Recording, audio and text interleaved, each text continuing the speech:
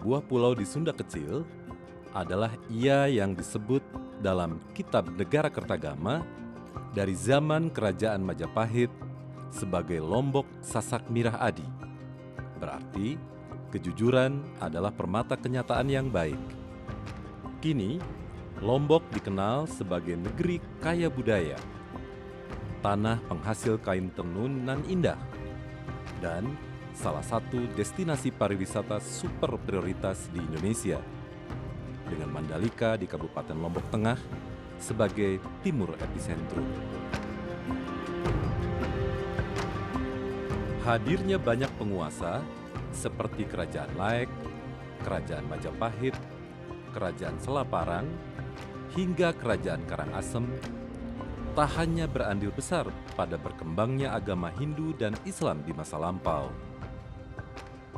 tetapi juga melahirkan akulturasi budaya dari Jawa dan Bali yang memunculkan pengaruh kuat bagi kehidupan tradisi masyarakat, termasuk suku Sasak, salah satu penduduk asli mayoritas di Lombok.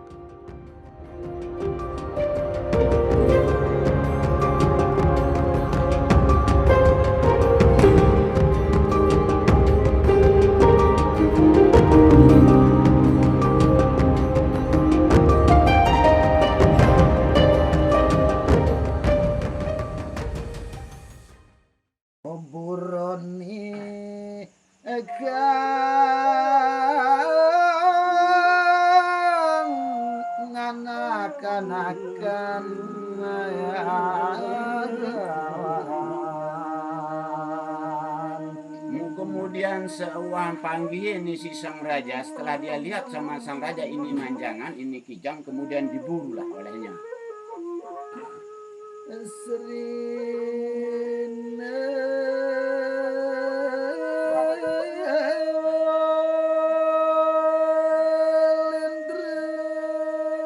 Nusa Tenggara Barat ini terdiri dari dua pulau utama ya, Lombok dan Sumbawa. Lombok ini adalah tujuan migrasi bangsa-bangsa yang berlangsung cukup lama, terus-menerus, sehingga di Lombok ini ditemukan banyak sekali variasi daripada adat istiadat, kemudian budaya dan sebagainya. Nah, berbicara tentang kebudayaan ini, sebagaimana kita ketahui bahwa kebudayaan ini dia akan berhubungan dengan tiga aspek. Yang pertama, aspek yang berkaitan dengan norma dan nilai, ya, norm and values, ya. Ini yang kemudian mewujud menjadi sistem teologi, cara berspiritual dan sebagainya. Kemudian ada yang berkaitan dengan aktivitas masyarakat yang berpola. Inilah yang melahirkan tradisi, adat tradisi. Yang ketiga yang berkaitan dengan aspek hasil karya cipta rasa. Inilah yang mewujud menjadi hasil tenun dan seterusnya. Kain tenun adalah wujud wastra yang menjadi jati diri masyarakat Lombok. Ia telah jadi bagian dalam hidup masyarakat selama ribuan tahun. Kain tenun tak hanya indah, tapi juga mengandung nilai filosofis yang secara simbolik disampaikan lewat motif-motif yang beragam. Variasi motif ini sekali lagi dipengaruhi oleh akulturasi budaya dan kepercayaan yang hidup di Lombok dari generasi ke generasi. Seperti di Desa Bayan, Lombok Utara, yang mayoritas masyarakatnya beragama Islam. Ada salah satu sejarah, istilahnya cerita dari leluhur kami, bahwa masuknya Islam ke Pulau Lombok itu berawal dari Bayan ini. Yang pertama dibawa oleh penyebar agama Islam yang berasal dari Baghdad. Nama beliau Gaus Abdul Razak, dan kemudian disempurnakan lagi oleh para walinya. Misalnya para wali dari Jawa Timur. Dan di sini alhamdulillah Islamnya mulai berkembang dari saat itu. Pada sekitar awal abad ke-16. Perkembangan Islam di Bayan memang kokoh. Dipertegas dengan situs-situs Islam yang lestari, seperti Makam Petilasan dan Masjid Kuno Bayan yang berdiri sejak abad ke-17. Masjid Kuno Bayan Bele ini dengan luas areal 1 hektar 29 are dan dikelilingi oleh 6 bangunan makam. Yang di sebelah ini adalah makam-makam para penerima ajaran Islam di sini. Kalau ada acara ritual seperti Maulid, Idul Fitri, Idul Adha, mereka selalu memakai kain merah, kereng abang dan dodot jasa juga. Dan itu pun cara penggunaan pakaian tersebut ada khusus lah caranya. Seperti mungkin kalau kita naik ke Masjid Kuno ini dengan kita bangsawan, berarti kita harus memakai pakaiannya sejenis sampur namanya.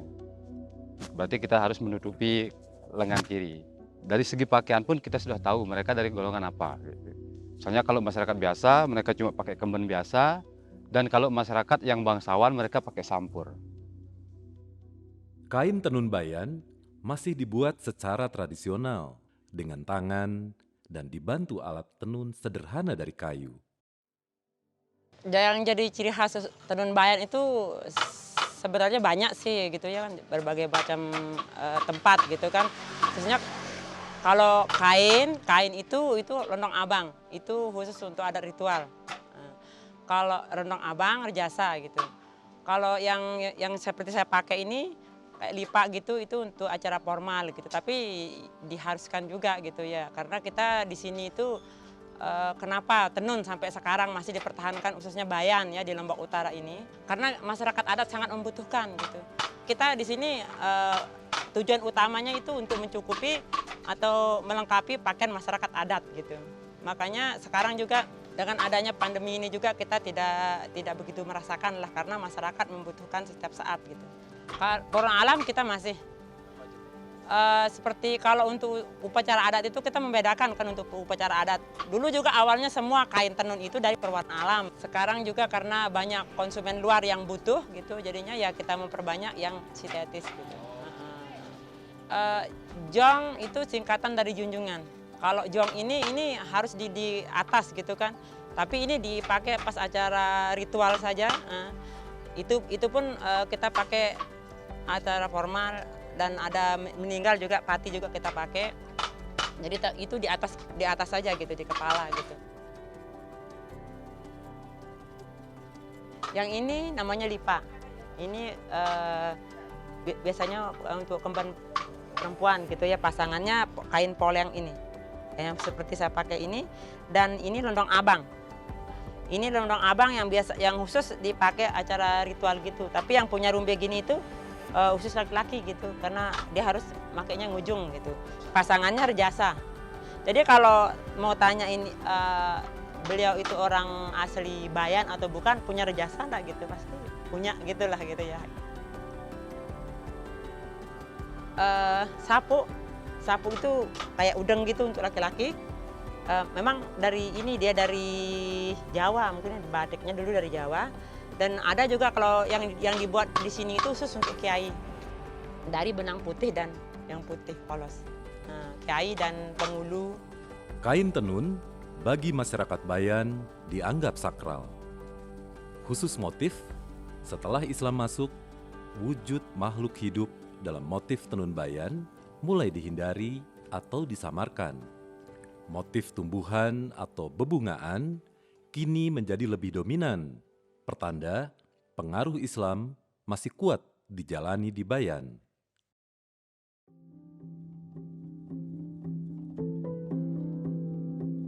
Di Desa Sukarare, Lombok Timur, para penenun berkarya dari beranda rumah masing-masing.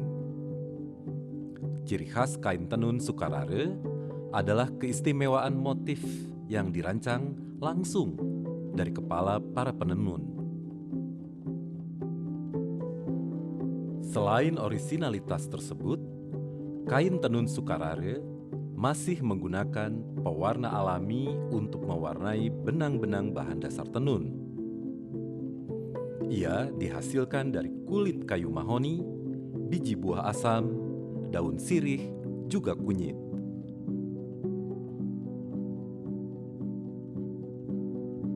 Sejarah Sukarare sebelum menjadi desa masih dipimpin namanya kepala adat. Kepala adat mulai dipimpin sama kepala adat tahun 1755 dengan dipegang pemerintah namanya Raden Anugrah. Pada waktu itu banyak sekali pohon kapas yang ada di desa Sukarare dan dilihat, nah ini sangat bermanfaat sekali, makanya dia membuat benang sendiri secara alami, tidak pakai yang modern-modern. Nah, makanya perempuan-perempuan yang ada di desa Sukarare kalau tidak menenun tidak boleh kawin. Itu mungkin dulu ya, kalau sekarang kan sudah modern, kami tidak permasalahkan.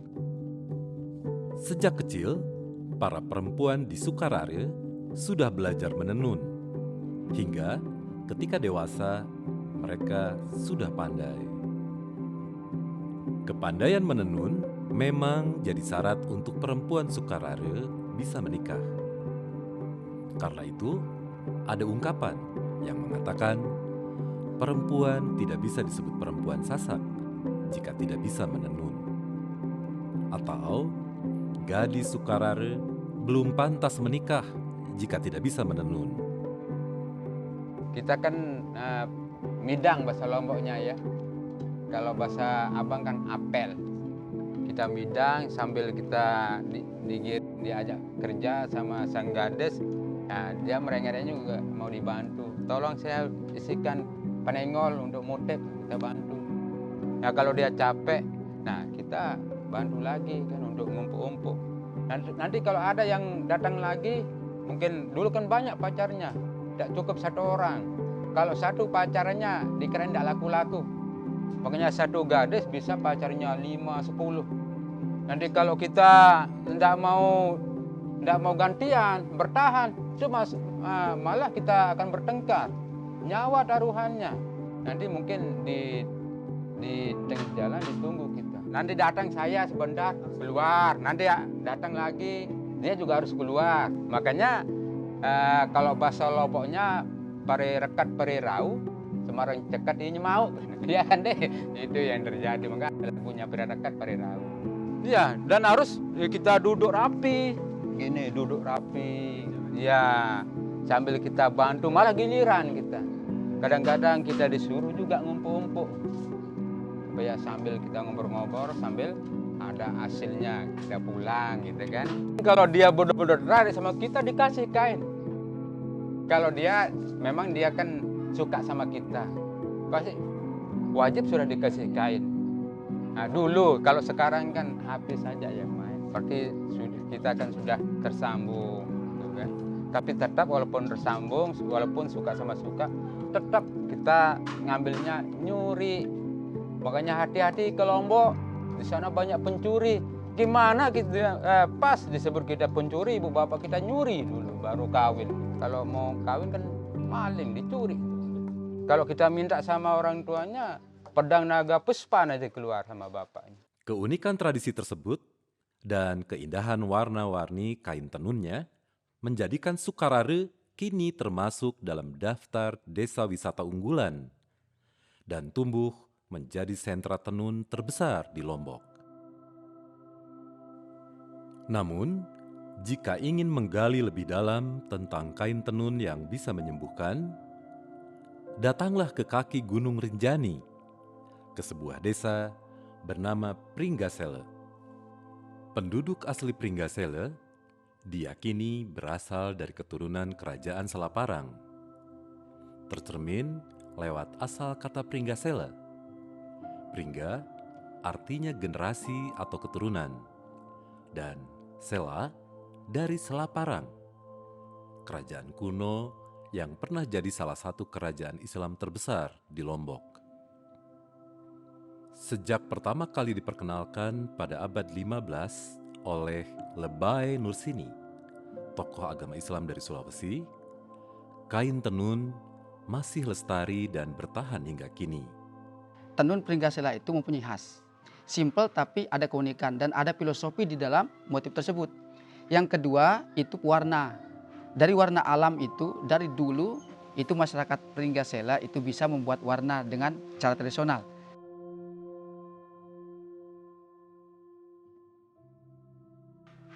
Tenun di Pringgasela ini ya, menurut sejarahnya itu katanya dari zaman penjajah Belanda sudah ada. Dari zaman penjajah Belanda itu tenun ini sudah ditemukan katanya oleh orang Belanda, sehingga oleh orang Belanda itu juga punya inisiatif dulu untuk menanam apa itu namanya kapas ya dulu. Nah bahkan katanya kerja paksanya itu juga menanam kapas juga katanya dulu oleh orang Belanda itu.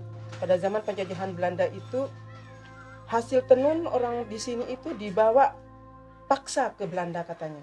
Nah, pada tahun 1998 ya, sebelum bom Bali itu, ada orang Belanda ke sini. Orang Belanda ini yang bawa tenun, hasil tenun orang sini karena diambil dari museum di Belanda sana. Iya, katanya diambil dari sana. Nah, dia bawa ke sini itu dia mau menanyakan ini benar enggak produk ini berasal dari sini. Ya, saya mengatakan ya benar. Ini hasil tenun orang sini. Yang dia bawa dari Belanda itu namanya motifnya motif osak. Orang sini itu menyebutnya osak. Itu motifnya biasanya di orang sini itu motif yang sangat sakral sekali itu ya. Ya motif osak itu untuk dipakaikan selesai memandikan pengantin baru itu ya, dari selesai resepsi kemudian ada acara memandikan pengantin, maka osap tersebut yang dipakai sebagai pengganti handuk orang dulu seperti itu ya. Keunikan lain dari kain tenun Pringgasela ada pada motifnya. Banyak motif kuno yang tercipta dari proses semedi atau terinspirasi dari kehidupan masyarakat. Karena itu, selain dianggap sakral, beberapa motif diyakini bertuah untuk pengobatan. Motif khas yang khas Pringgasela itu yang dari nenek moyang itu yang ada namanya pancor boros, ada juga namanya bidadari ngamuk, ada namanya juga telaga ngembang kayak gini. Ini yang ini nih namanya telaga ngembang ya. Nah, kemudian kalau yang ini namanya motif pasung ya. Nah ini motif yang asli dari zaman dulu yang dibuat oleh nenek moyang itu, dibuat oleh orang dulu itu untuk mengobati orang yang lagi dalam pasungan. Artinya orang pasungan itu kan namanya orang kurang waras lah ya, sehingga dia dalam pasungan. Ketika dia dalam pasungan itu dibuatkan motif namanya motif pasung sebagai selimut tidur orang dalam pasungan tersebut, dan juga sekaligus sebagai obat menurut orang dulu. Ada juga namanya motifnya bidadari ngamuk. Ini untuk mengobati anak yang panjang tangan atau orang dulu. Orang dulu itu membuat motif itu sesuai sikon pada saat itu suatu kejadian ya. Ya sehingga karena yang membuat motif ini dulu itu ya sangat-sangat gimana gitu ya, sangat sakral sekali dibuatnya katanya orang sufi lah kalau kita bisa bilang sekarang itu orang sufi, orang yang sangat dekat dengan ya, ibadahnya sangat luar biasa sehingga dia bisa menciptakan motif yang untuk berobat. Sama juga dengan dia membuat warna-warni dari alam ini katanya dari hasil halwat mereka, yang hasil halwatnya dia katanya, sehingga dia dapat warna-warni ini yang sekarang sangat sulit untuk kita tiru pas seperti ini. Ya bisa sih kita membuatnya, cuman sangat-sangat lama baru kita dapat warnanya seperti ini.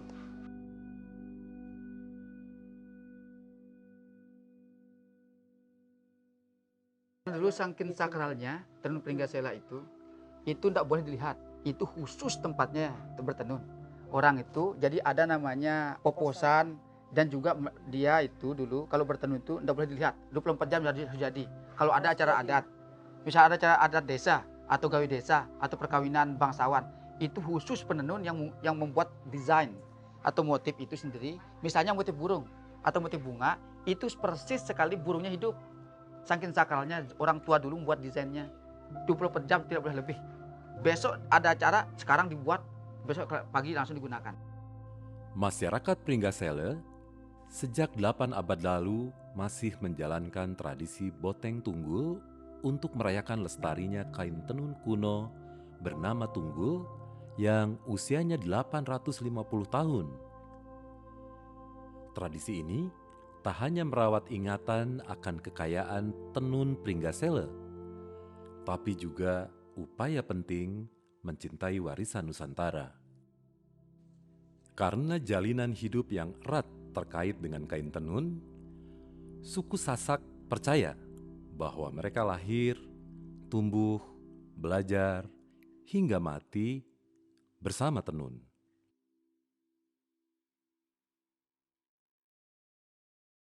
Maka satu pesan singkat dalam kitab Lontar menjadi sebuah peradaban sejarah, kearifan lokal yang mendedikasikan kita sebuah jalinan rasa antara manusia dengan alam semesta. Sebab sejatinya manusia dengan makhluk ciptaan Tuhan Yang Maha Kuasa memiliki esensi rasa yang kuat sekali, bahwa kita dijadikan oleh Allah Tuhan Yang Maha Kuasa dalam manifest yang satu, maka rasa yang satu, hatta dengan binatang sekalipun, terlebih kita dengan manusia. Zaman ini yang dapat kita simpulkan bahwa sumber daya alam yang ada di Indonesia ini, wabil khusus di NTB ini, boleh kita pergunakan, tapi dayanya, sumbernya jangan dirubah dan jangan dikuasai. Kenapa? Karena kita butuh kelanjutan-kelanjutan yang nantinya anak cucu kita agar sampai untuk menikmati dari sumber daya alam yang ada. Maka semoga dengan pupuh yang tadi kita bisa memanfaatkan sumber daya alam yang ada dengan piawai, dengan lihai, mana yang harus kita manfaatkan dan mana yang harus kita lestarikan. Mungkin sekedar itu dari sementika yang Tiang sampaikan.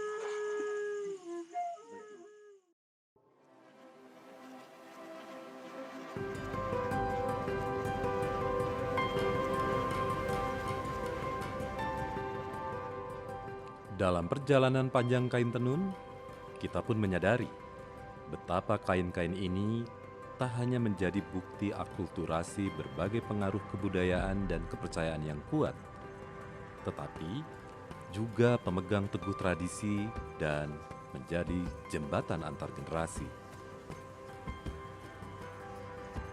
Lewat helai demi helai benang, lembaran demi lembaran kain, lantunan demi lantunan irama menenun, lewat cerita-cerita yang dituangkan dalam motif, kain tenun akan jadi bagian dalam hidup masyarakat Lombok selamanya.